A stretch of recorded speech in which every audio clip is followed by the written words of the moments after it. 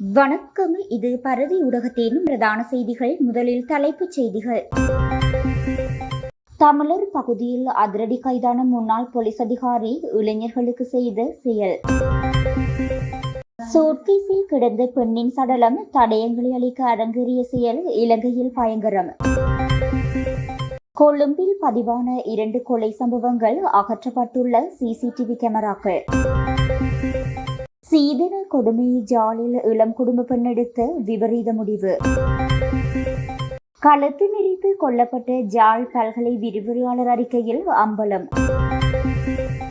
முடக்கப்பட்ட தம்பதியொன்றின் சொத்துக்கள் வெளியாகிய அதிர்ச்சி பின்னணி. பிள்ளையானை சிறையில் சந்தித்த விவகாரம், குற்றச்சாட்டுக்கு பதிலளித்த நாமல். அக்கரைப்பற்றில் நள்ளிரவில் பதற்றம், சிறுவர்கள் ஓட்டிய காரொன்றினால் கோர விபத்து. இனி தொடர்பென விரிவான செய்திகள்.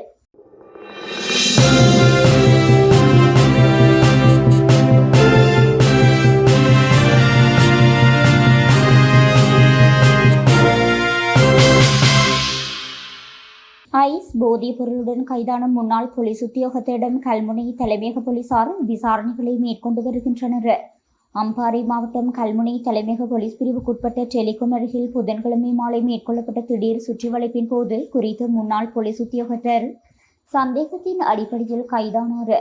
50 வயது மதிக்கத்தக்க சந்தேக நபரான முன்னாள் போலீஸ் உத்தியோகத்தரிடமிருந்து 10 கிராம் 130 மில்லிகிராம் ஐஸ் போதைப் பொருள் கைப்பற்றப்பட்டுள்ளன. மேலும் குறித்த சந்தேக நபர் போலீஸ் உத்தியோகத்தராக கடமையாற்றிய போது போதைப் பொருள் தொடர்பிலான குற்றச்சாட்டில் ஒழுக்காற்று நடவடிக்கைக்கு உட்படுத்தப்பட்டவர் என்பதுடன் இலங்கை போலீசில் இருந்து விலகும் போது போலீஸ் சார்ஜென்டாக செயற்பட்டிருப்பதாக ஆரம்பகட்ட விசாரணையில் இருந்து தெரிய வந்துள்ளது. மேலும் குறித்த சந்தேக நபர் அண்மை காலமாக அப்பகுதி இளைஞர்களுக்கு போதைப் பொருட்களை ரகசியமாக விநியோகித்து வருபவர் என போலீசார் குறிப்பிட்டனர். மேலும் இவ்விடயம் குறித்து சட்ட நடவடிக்கைகளை கல்முனை தலைமையக போலீசார் மேற்கொண்டு வருகின்றனர்.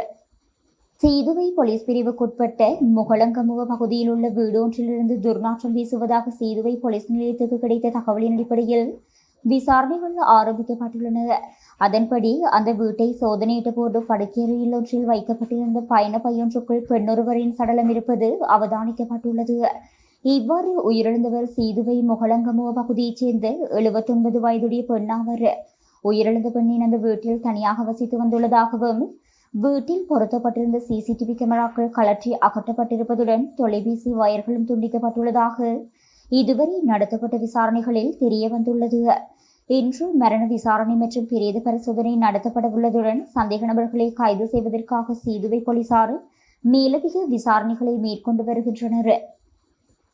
கொழும்பில் 2 வேறு இடங்களில் கொலை சம்பவங்கள் பதிவாகியுள்ள நிலையில் 2 பேர் உயிரிழந்துள்ளதாக போலீசார் தெரிவித்தனர். சீதுவை போலீஸ் பிரிவுக்குட்பட்ட முகலங்கமோ பகுதியில் உள்ள வீடு ஒன்றிலிருந்து துர்நாற்றம் வீசுவதாக கிடைத்த தகவலின் அடிப்படையில் போலீசார் விசாரணைகளை ஆரம்பித்தனர். வீட்டை சோதனையிட்ட போது படுக்கையறையில் வைக்கப்பட்டிருந்த பயண பையிலிருந்து 79 வயதுடைய பெண்ணொருவரின் சடலம் மீட்கப்பட்டது. வீட்டில் பொருத்தப்பட்டிருந்த கேமராக்கள் அகற்றப்பட்டதுடன் தொலைபேசி இணைப்புகளும் துண்டிக்கப்பட்டுள்ளன. சம்பவம் தொடர்பான மரண விசாரணை மற்றும் பிரேத பரிசோதனை இன்றைய தினம் நடைபெறவுள்ள நிலையில் சந்தேக நபர்களை கைது செய்து சீதுவை போலீசார் மேலதிக விசாரணைகளை முன்னெடுத்து வருகின்றனர். இதேவேளை கிராண்ட்பர்ஸ் போலீஸ் பிரிவுக்குட்பட்ட ஃபர்கியூசன் வீதியில் கூறிய ஆயுதத்தால் தாக்கப்பட்டு 31 வயதுடைய நபர் ஒருவர் உயிரிழந்துள்ளார். இந்த கொலை சம்பவம் தொடர்பாக சந்தேக நபர்களை கைது செய்ய கிராண்ட்பர்ஸ் போலீசார் மேலதிக விசாரணைகளை தீவிரப்படுத்தியுள்ளனர். ஜாழ்ப்பாணத்தில் சீதன கொடுமையால் இளம் குடும்ப பெண்ணொருவர் நேற்றைய தினம் தவறான முடிவெடுத்து உயிர் மாய்த்துள்ளார். ஜாழ்ப்பாணம் நாவாந்துறையைச் சேர்ந்த 19 வயதுடைய பெண்ணே இவ்வாறு விபரீத முடிவெடுத்து உயிர் மாய்த்துள்ளார்.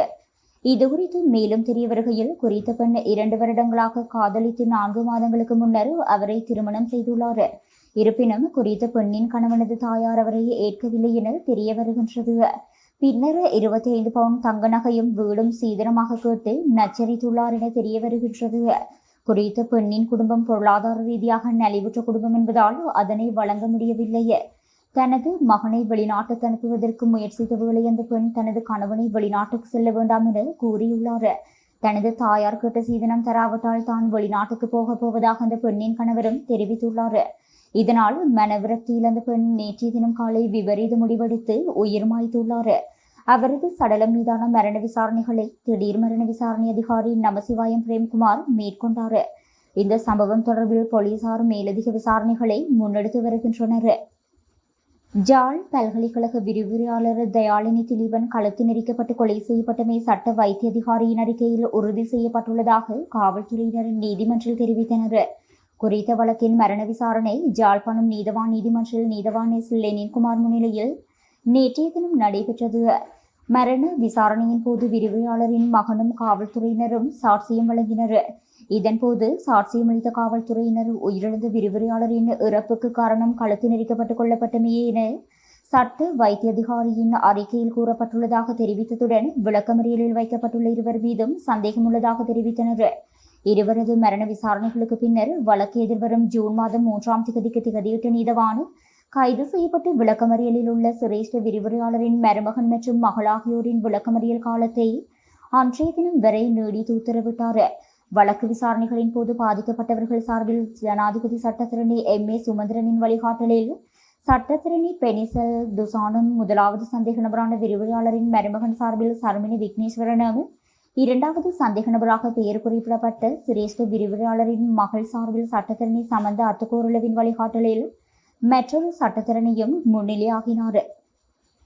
உடனடி பணப்பரிமாற்ற அமைப்புகளூடாக போதைப் பொருள் கடத்தலில் ஈடுபட்டதாக குற்றம் சாட்டப்பட்ட தம்பதியினருக்கு சொந்தமான சொத்துக்களை காவல்துறையினர் முடக்கியுள்ளனர். பணமோசடி தடுப்பு சட்டத்தின் கீழ் சட்டவிரோத சொத்துக்கள் புலனாய்வு பிரிவினர் மேற்கொண்ட நீண்டகால விசாரணையை தொடர்ந்தே இந்த நடவடிக்கை எடுக்கப்பட்டுள்ளது. பொருளை பேஸ்லைன் வீதியில் உள்ள ஸ்ரீ சாரா உயன பகுதியில் வசிக்கும் இந்த தம்பதியினர் 2017ஆம் ஆண்டு முதல் இவ்வாறான போதைப்பொருள் கடத்தல் நடவடிக்கைகளில் ஈடுபட்டு வந்துள்ளனர்.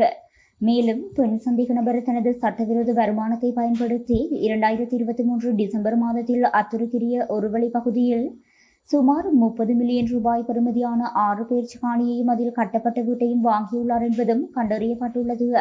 இதற்கமைய பணமோசடி தடுப்பு சட்ட விதிகளின் கீழ் அந்த சொத்துக்கு நேற்றைய தினம் முதல் நடைமுறைக்கு வரும் வகையில் 7 நாட்களுக்கு முடக்க உத்தரவு பிறப்பிக்கப்பட்டுள்ளது. இந்நிலையில் சட்டவிரோத சொத்துக்கள் புலனாய்வு பிரிவின் அதிகாரிகளால் அத்துருக்கிரிய பகுதியில் வைத்து இந்த தம்பதியினர் கைது செய்யப்பட்டுள்ளனர். இவர்கள் பொருளை பகுதியைச் சேர்ந்த 32 வயதுடைய பெண் மற்றும் 37 வயதுடைய ஆண் என அடையாளம் காணப்பட்டுள்ளனர். சந்தேக நபர்கள் மற்றும் பெண்ணின் தாயாரின் பெயர்களில் உள்ள 6 வங்கிக் கணக்குகள் குறித்தும் போதைப்பொருள் கடத்தல் பணத்தில் வாங்கப்பட்டதாக நம்பப்படும் ஆடம்பர வாகனம் குறித்தும் மேலதிக விசாரணைகள் தொடர்ந்து முன்னெடுக்கப்பட்டு வருகின்றன. 2018-19 காலப்பகுதியில் சிறையில் இருந்த தமிழ் மக்கள் விடுதலை புலிகள் தலைவர் பிள்ளையானை சந்திக்கத்தான் சென்றதாகவும் அது ரகசியமான ஒன்றல்ல எனவும் நாடாளுமன்ற உறுப்பினர் நாமல் ராஜபக்ஷ தெரிவித்துள்ளார். நாமல் ராஜபக்ஷவின் பெயரும் அதில் குறிப்பிடப்பட்டிருந்த நிலையில் அதற்கு பதிலளிக்கும் வகையில் தனது எக்ஸ் கணக்கில் இட்டுள்ள பதிவிலேயே இதனை குறிப்பிட்டுள்ளார். குற்ற புலனாய்வு திணைக்களம் சார்பில் முன்னிலையான மேலதிக சொலிசிட்டர் ஜெனரல் திலீப பீரிஸ் விசாரணைகளின் முன்னேற்றத்தை நீதிமன்றில் சமர்ப்பிக்கும் போது உயர்த்த ஞாயிறு தாக்குதலின் பின்னர் மஹிந்த ராஜபக்ஷ, பஷில் ராஜபக்ஷ மற்றும் நாமல் ராஜபக்ஷ ஆகியோர் மட்டக்களப்பு சிறைச்சாலைக்கு சென்று பிள்ளையானை சந்தித்துள்ளதாக தெரிவித்திருந்தார். இதுகுறித்து நாமல் ராஜபக்ஷ தனது எக்ஸ் கணக்கில் வெளியிட்ட பதிவில் 2018-19 காலப்பகுதியில் தமிழ் மக்கள் விடுதலை புலிகள் கட்சியின் தலைவர் சிவனேசதுரை சந்திரகாந்தன் எனப்படும் பிள்ளையான் சிறையில் இருந்தபோது நான் அவரை பார்க்க சென்றது ரகசியமல்ல. உண்மையில் எனது அந்த வருகைகள் குறித்த சிறைச்சாலை அறிக்கைகளை தேவைப்படும் இந்த நேரத்திலும் பெற்றுக்கொள்ள முடியும். அறிய கிடைத்துள்ள தகவல் படி குற்ற புலனாய்வு திணைக்களம் உயிர்த்த ஞாயிறு தாக்குதல் குறித்து விசாரிப்பதற்காக பிரான்ஸ் வரை சென்றுள்ளது. நான் பிள்ளையானை சந்திக்க சென்றதை உறுதிப்படுத்துவதற்காக மாத்திரம் அதிகாரிகள் இவ்வளவு தூரம் பயணித்திருந்தால் அது தெளிவாக பொது பணத்தை வீணடிப்பதாகும். அப்படியென்றால் அரசாங்கம் இந்த வகையான ஊடக காட்சிகளை நடத்தி உண்மையில் யாருக்கு என்ன உணர்த்த முயற்சிக்கின்றது? தேசிய மக்கள் சக்தியும் பல்வேறு சந்தர்ப்பங்களில் உயிர்த்த ஞாயிறு தாக்குதலை குறித்து பல்வேறு கதைகளை சமூகத்தில் பரப்பியது. அது இன்னும் உண்மையான பதில்களையும் நீதியையும் எதிர்பார்த்து காத்திருக்கும் பாதிக்கப்பட்டவர்களுக்கும் அவர்களின் குடும்ப உறுப்பினர்களுக்கும் இழைக்கப்படும் கடுமையான அநீதியாகவே கருதப்படும். அரசாங்கம் செய்ய வேண்டியது அரசியல் நாடகங்கள் மற்றும் ஊடக தலைப்பு செய்திகள் மீது கவனம் செலுத்துவதற்கு பதிலாக நமது நாட்டு மக்களுக்காக அர்த்தமுள்ள முடிவுகளை பெற்றுக் கொடுப்பதில் தனது கவனத்தை செலுத்துவதாகும் என குறிப்பிடப்பட்டுள்ளது. அக்கரைப்பற்றில் 2 சிறுவர்கள் செலுத்திய கார் ஒன்று விபத்துக்குள்ளாகியுள்ளது. மத்திய கல்லூரி அருகில் உள்ள வீதியில் இந்த சம்பவமானது இடம்பெற்றுள்ளது. குறித்த விபத்தில் சிக்கி 2 படுகாயமடைந்துள்ளனர். இதனையடுத்து ஆபத்தான நிலையில் இருவரும் வைத்தியசாலையில் அனுமதிக்கப்பட்டுள்ளனர். சிறுவர்கள் எவ்வாறு காரை எடுத்து சென்றார்கள் என்பது குறித்து விசாரணைகளும் முன்னெடுக்கப்பட்டு வருகின்றன. சம்பவம் தொடர்பில் காவல்துறையினர் மேலதிக விசாரணைகளை மேற்கொண்டு வருகின்றனர். சிறுவர்களை கைது செய்து விசாரணை நடத்தப்பட்டு வருவதாகவும் தகவல் வெளியாகியுள்ளது. இந்நிலையில் உண்மை குற்றவாளிகளான சிறுவர்களை காப்பாற்ற 35 வயது மதிக்கத்தக்க நபர் ஒருவர் காவல்துறையினரிடம் வந்து சரணடைந்துள்ளார் எனவும் தெரிவிக்கப்படுகின்றது.